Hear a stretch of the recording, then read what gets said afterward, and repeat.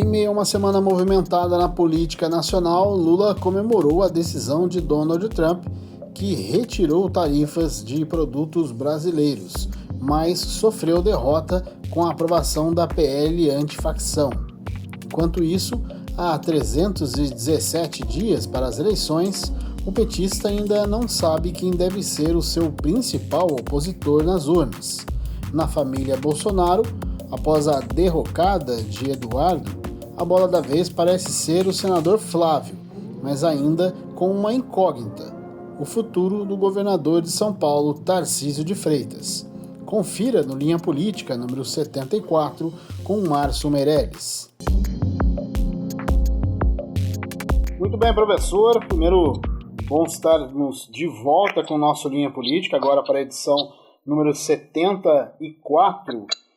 Nessa edição, uma semana de várias notícias, né? Vamos focar aqui na ala direita da disputa. Estamos a 319 dias das eleições. Nessa quarta-feira, quando estamos gravando esse programa, ao ser publicado, estaremos a 318 dias das eleições. E o vai e vem de alguns nomes já começam a fazer parte do nosso dia a dia, né? O vai e vem de alguns pretendentes à presidência da República, principalmente falando no lado da direita.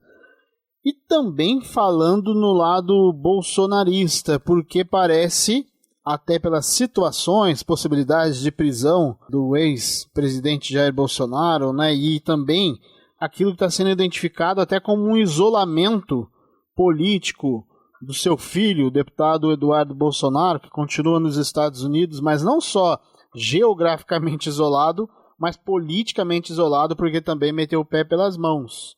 E aí, professor, nas últimas semanas a gente está vendo voltar a ter espaço aí nos holofotes da direita mais bolsonarista o nome de outro filho do ex-presidente. Estamos falando do senador Flávio Bolsonaro, que tem aí se destacado como a possibilidade de ser o representante da família nas eleições do próximo ano.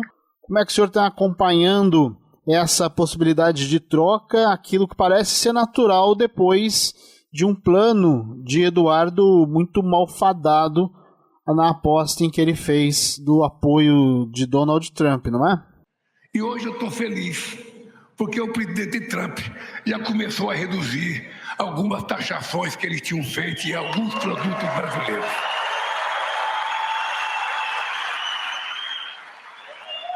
E essas coisas vão acontecer na medida em que a gente consiga galgar respeito das pessoas.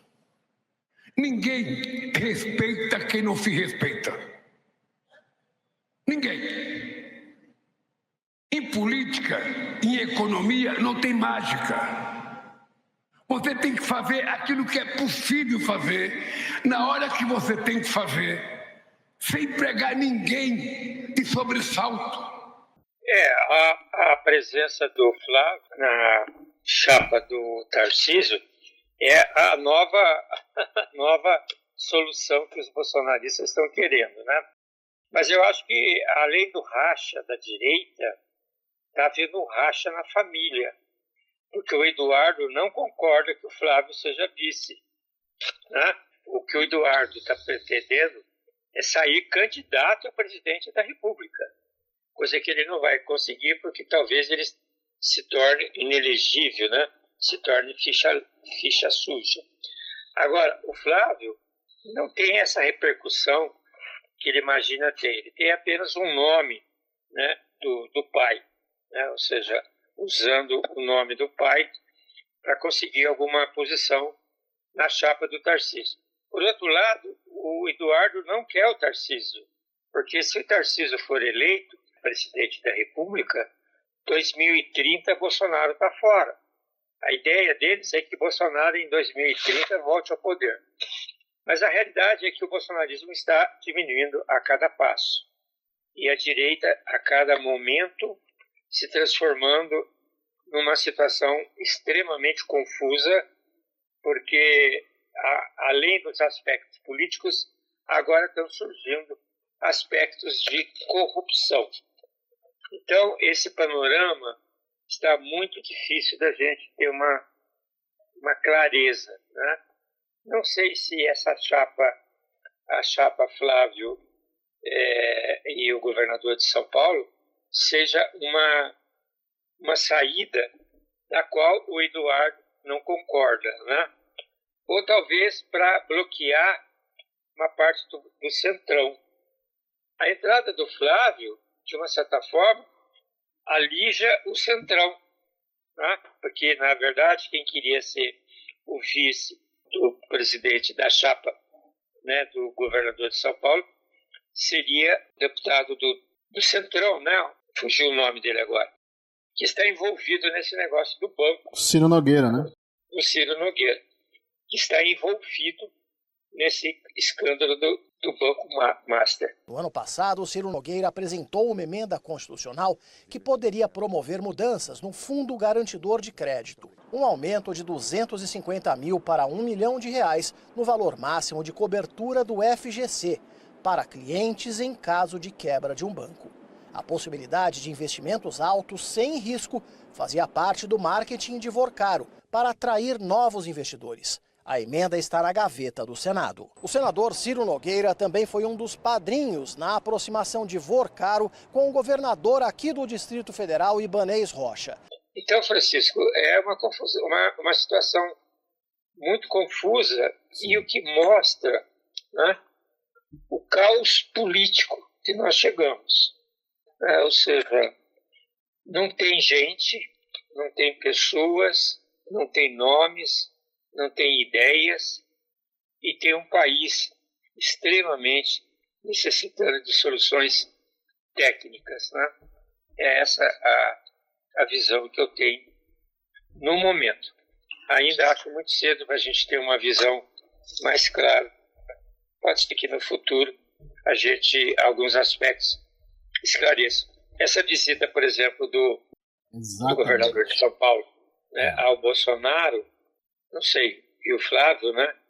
Eles estão esperando exatamente que o Bolsonaro diga alguma coisa. Não. Mas, segundo consta as pesquisas, Bolsonaro hoje consta com 11% da população. 11% é muito pouco. Não dá para se eleger. Por outro lado, o Lula, com altos e baixos, né? Cada hora tem um fato novo que macula a sua popularidade. Enfim, é muito preocupante, eu diria isso, para nós brasileiros que gostaríamos de ter um país melhor diante de tantos problemas, não só internos, como também externos, né? Essa é a minha opinião. Só para a gente poder citar rapidinho aqui, o presidente Lula, ele realmente, depois de um pico de bons fatos em torno dele no mês de outubro, né? Novembro não tem se mostrado, principalmente essa semana, né, em si, não tem se mostrado boa para o presidente da República. Nós tivemos aí a aprovação do projeto, né, antifacções, em que a forma como aquilo foi colocado, né, inclusive a imposição do próprio derrite por parte do presidente da Câmara, mostrou que houve uma derrota retumbante do governo nessa votação. E também a questão da própria COP30 não surtiu o efeito esperado na política que Lula esperava, né? Inclusive esvaziamento com relação a algumas lideranças internacionais e alguns fatos e manifestações que deixaram essa questão da COP, olha, quase que como um assunto que o governo está tendo que ir empurrando, né, para frente, porque não dá para despistar pelo tamanho do evento. Agora, voltando à questão da família Bolsonaro, o senhor citou essa reunião marcada agora para dezembro entre o governador do estado de São Paulo, Tarcísio de Freitas, com o ex-presidente Jair Bolsonaro, que continua sob prisão domiciliar, lembrando que pode ser anunciado já indícios de que o STF possa determinar aí a prisão efetiva de Jair Bolsonaro nas próximas semanas. Mas essa visita, inclusive liberada pelo próprio ministro Alexandre de Moraes, ela pode aí ser e tem sido apontada como a grande expectativa do clã bolsonarista para como o ex-presidente vai se pontuar em relação ao governador, né, o atual governador. Tarcísio de Freitas teria o apoio de Jair, mas a família em si estaria com alguns pés atrás com relação a Tarcísio de Freitas. Eduardo puxa essa barca, né? Porque ele é altamente contrário ao governador Paulino, né? Governador de São Paulo. Tem essa proposta da chapa com Flávio. Eduardo, inclusive até uma publicação da colunista do UOL, a Amanda Klein, em que ela aponta que o Eduardo Bolsonaro já estaria trabalhando com a possibilidade de Flávio, porque ele já vê que o barco dele não deve seguir navegando da forma como ele queria, né? A coisa para Eduardo Bolsonaro foi muito mais complicada e, de acordo com a Amanda Klein, ele estaria trabalhando agora para afastar Flávio Bolsonaro de Tarcísio de Freitas, porque Eduardo, inclusive Michele e outros nomes fazem coro aí contrário a Tarcísio de Freitas. Então essa reunião para a próxima semana deve ser aí uma questão da batida de martelo. Aliás, Tarcísio de Freitas está gostando bastante dessa coisa de batida de martelo, mas deve ser ou pode ser uma batida de martelo aí, em torno aí de 300 dias antes das eleições, com relação ao clã Bolsonaro. E isso tudo avaliado pelo outro lado, porque, como o senhor citou, essa divisão ou as subdivisões entre o bolsonarismo e a direita em si facilita o lado de Lula, né? Exatamente. O grande problema é o seguinte, que a gente enxerga hoje, né? A direita continua rachada, né? O Zema já se fala que ele vai ser vice, não é mais. Então sobrou aí o Tarcísio, o Caiado e o Ratinho. O Tarcísio tem cometido erros políticos crassos, né? Ou seja, um indivíduo que não tem nenhuma formação política, não aprendeu a fazer política, né? Autoritário, porque ele vem de um regime militar que é autoritário, né? Então a direita está rachada, porque a direita, se fosse inteligente, ela apresentaria um candidato que não ganharia do Lula no primeiro turno, mas no segundo turno a direita toda se reuniria e o Lula teria qual apoio? Só os partidos, né, da esquerda, que não são bons de voto. A gente sabe disso. Só mesmo o PT, né? Então, essa divisão da família, além de colaborar para o racha da direita, ele cria um racha também, vamos dizer assim, na direita como um todo, né? Então, é difícil conciliar isso, porque se a família Bolsonaro apoiasse algum candidato, né, mas me parece que eles querem tomar o poder. Essa ficção, né, essa fixação de tomar o poder, essa ideia que eles criaram de que o país só vai ter solução na mão deles, o que é uma loucura. Tudo que a família, de uma certa forma, organizou, caiu por terra. Né? A questão com o Trump, por exemplo, as relações com o Lula foram amistosas, tirou 10% das tarifas, vai tirar mais para frente, né? Eu tenho certeza disso, que ele vai tirar mais. Então, o efeito Estados Unidos não tem mais sentido nenhum. E esse escândalo do banco é uma outra coisa que vai rachar o Centrão, porque, na verdade, o Centrão estava fora, só observando. E agora o Centrão também vai estar envolvido nessa questão do Banco Master, que está envolvido nessa questão do Banco Master. E você tem lá, né, na presidência da Câmara, o Hugo Mota, que é um boneco do Arthur Lira. Arthur Lira também está envolvido no Banco Master. Então, a direita o Centrão também tem problemas para a indicação de um nome.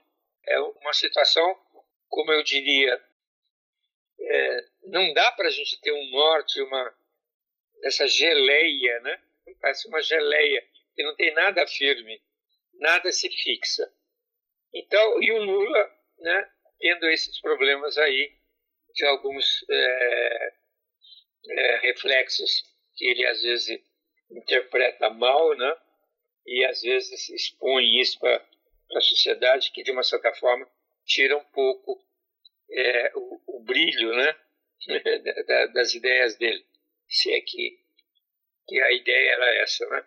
Mas eu acho, Francisco, que tanto que você vê que praticamente a sucessão hoje no Brasil está sendo guerra de ataque, né? Um atacando, outro defendendo, mas de concreto não me parece nada, a não ser Lula, que vai ser o candidato do PT. E você vê que há uma questão de alguns nomes que a direita está tentando caçar, né, nomes nessa possibilidade de, pelo menos, arquitetar toda a sua candidatura, seja à presidência, fortalecer a questão do próprio Congresso, Senado para o próximo ano. E alguns nomes vão sendo ventilados aqui, outro ali. O próprio Castro, governador do Rio de Janeiro, depois daquela operação, mas como já a operação aconteceu em meio a investigações contra ele mesmo, parece ser um nome que nacionalmente já era inexpressivo, mas a operação deu um certo fôlego, mas agora com as investigações parece já voltar ao ponto onde estava. Só para a gente ter uma ideia de como a direita está tentando buscar várias possibilidades aí para ver se consegue emplacar algum nome, né?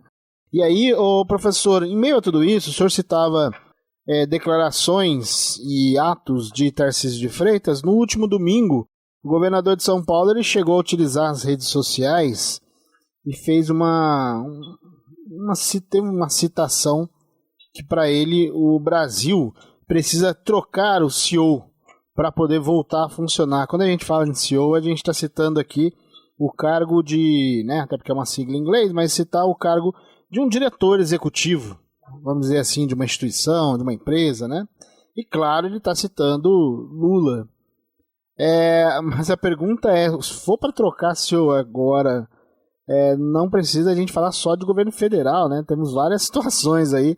Acho que Tarcísio às vezes parece querer simular alguns ataques, mas tem receio de fazê-lo de forma direta, professor? Que país maravilhoso esse teu, hein? Esse teu Brasil. Tem tudo. A gente precisa só da política pública para aproveitar este potencial que você tem. E o mundo está precisando de parceiros confiáveis. O mundo precisa de segurança alimentar. Opa, tá o Brasil aqui de braço levantado. O mundo precisa de segurança energética. Opa, tá o Brasil aqui. Nós temos tudo de fato. O que a gente precisa? Política pública para aproveitar isso. Então, primeira coisa, demite seu CEO. Segunda coisa, vamos arranjar todo esse conjunto de operações para a gente trazer para cá o reencontro com o nosso potencial. E a economia do conhecimento é um potencial do Brasil. Ele tem uma característica assim que mostra a inabilidade política dele, né? Imagine você, ele usar o termo CEO.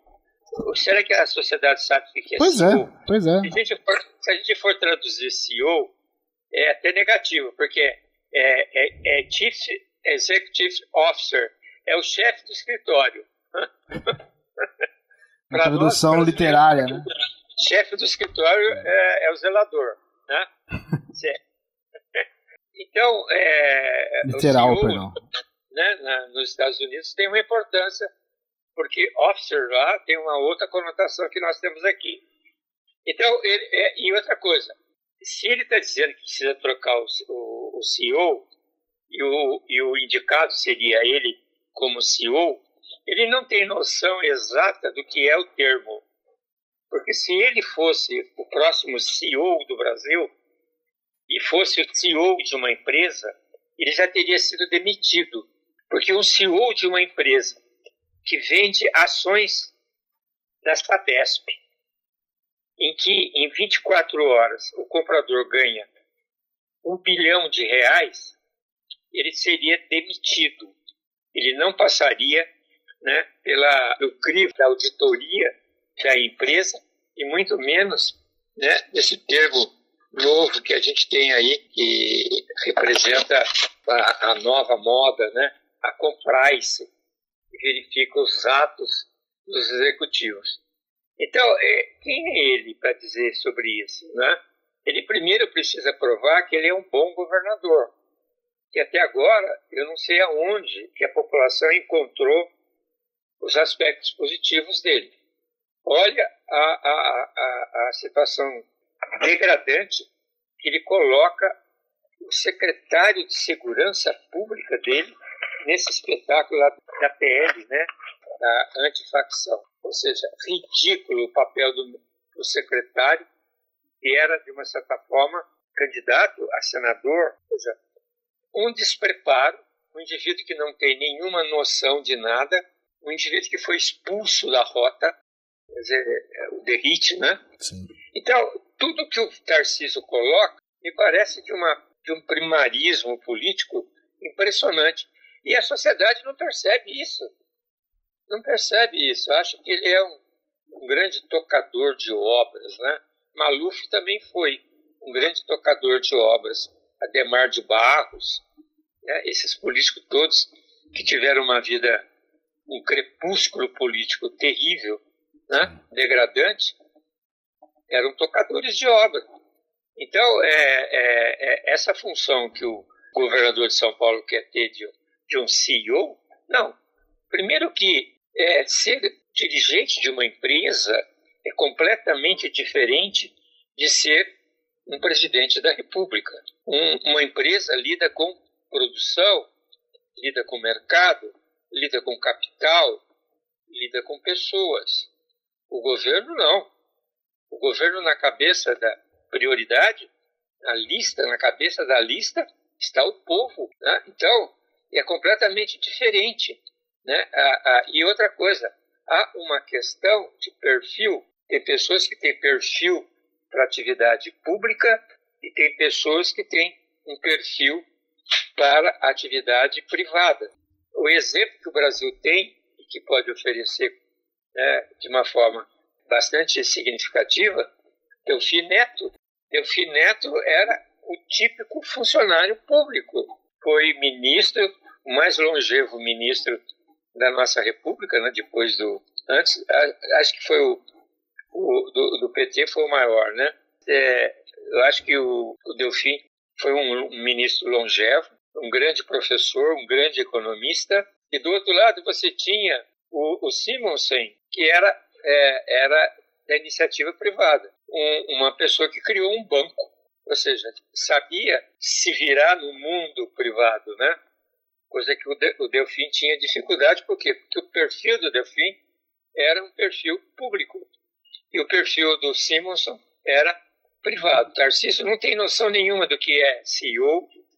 Não dá para você comparar uma atividade pública com uma atividade privada. O que a gente precisa ter são pessoas preparadas. E o que a gente está vendo hoje, pelo menos esses que se destacam, são de uma incompetência total. Não tem noção do que estão falando e não tem capacidade de mudar a situação do país. São ineptos, não vão contribuir absolutamente nada para melhorar a situação do Brasil. Muito bem, professor. Olha, que a gente, claro, como sempre, teríamos assunto aí para seguir nossa conversa, mas a gente vai voltar a ela, pelo menos gravada, né? Aí, professor, a gente tem a oportunidade de conversar de vez em quando offline, né, professor? Mas a gente volta à gravação do nosso Linha Política para a próxima semana. Professor, muito obrigado para mais um bate-papo sempre muito proveitoso. Eu que agradeço, Francisco. Um abraço a você e a todos aí. Um abraço. Essa foi a edição número 74 do Linha Política. No programa de hoje você acompanhou áudios da TV Bandeirantes, UOL e Jovem Pan. Ficamos por aqui. Apresentação e produção de Francisco Assis, participação e comentários de Márcio Meirelles, operação de áudio de Edson César, edição Gabriela Oliveira, design de Jesus Henrique.